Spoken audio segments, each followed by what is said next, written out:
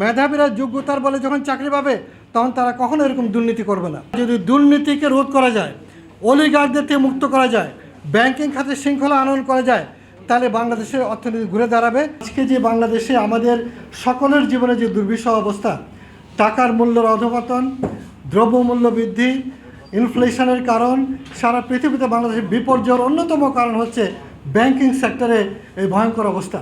আমি আপনারা যারা তরুণ আছেন তাদেরকে বলবো যে আপনারা কিন্তু এইটা একটা ডকুমেন্ট করতে পারেন, স্টাডি করতে পারেন, পিএইচডি করতে পারেন, এবং আগামী দিনে এই বই সারা পৃথিবীতে বিক্রি হবে। কারণ পৃথিবীর ইতিহাসে কোনো রাষ্ট্র এইভাবে তার অর্থনীতিকে ধ্বংস করে, কোনো ব্যাংক লুট করে এবং লুট করার জন্য এজেন্ট নিয়োগ করে এয়াস আলম গ্রুপেরা যা করেছে, আমরা যদি এটা ব্যাপক আলোচনা হওয়া উচিত ছিল।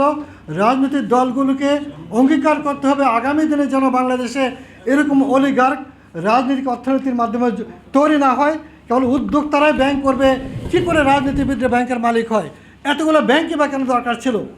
7-8টা ব্যাংক তার হাতে দিয়ে সারা বাংলাদেশে হুন্ডিকে সে নিয়ন্ত্রণ করেছে, প্রতি ডলারে 10 টাকা পর্যন্ত লাভ করেছে এবং তার মূল্য দিয়েছে আমরা সবাই। রাস্তায় যে এত গরিব আজকে, তার ক্রয় ক্ষমতা হ্রাস, টাকার মূল্য হ্রাস, টাকা তেজপাতা হওয়া, সবটার কারণ কিন্তু এখানে নিহিত। অতএব এই ব্যাপারটা অত্যন্ত গভীর একটা বিষয়। আমার মনে হয় বাংলাদেশের আপনারা রাজনীতিবিদরা কেউ এটা গভীর করে আলোচনা করছেন না। আমি যেহেতু একজন ব্যবসায়ী উদ্যোক্তা, আমি সাহস করে বলতে চাই, বাংলাদেশকে যদি নিজ পায়ে দাঁড় করাতে হয় তাহলে কিন্তু নতুন দর্শন চিন্তা করতে হবে অর্থনীতির। যে রাজনীতি ওই অলিগার্ক তৈরি করে, যে রাজনীতি পলিটিক্যাল ইকোনমি আজকে যারা ব্যবসা ছাড়া ব্যাংকের মালিক হতে পারে, তার বন্ধ হওয়া উচিত। তা যেন কখনো আগামীতে না হয়। এই শহীদরা যারা রক্ত দিয়ে পরিবর্তন এনে আজকে আমাদের এই কথা বলার সুযোগ করে দিল, নতুন করে ইসলামী ব্যাংক এখন ঘুরে দাঁড়াবার চেষ্টা করছে। দেখেন মাত্র 1 বছরে ডলারের দাম আবার কমতি দিকে আসছে।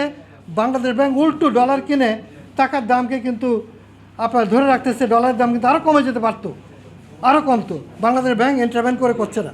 অতএব বর্তমান সরকার, আমি বলবো যে অর্থনীতি থেকে তারা যতটুকু বেড়েছেন তারা কিন্তু ভালো ম্যানেজ করেছেন।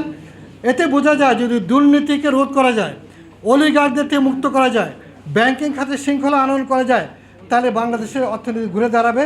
এবং আমরা এই ধরনের ব্যাংকে যেসব অবৈধভাবে অনিয়ম করে সব লোকদেরকে নিয়োগ করা হয়েছে, কোনো মতের সেটা সমর্থনযোগ্য নয়।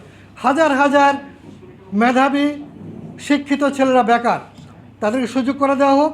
মেধাবীরা যোগ্যতার বলে যখন চাকরি পাবে তখন তারা কখনো এরকম দুর্নীতি করবে না।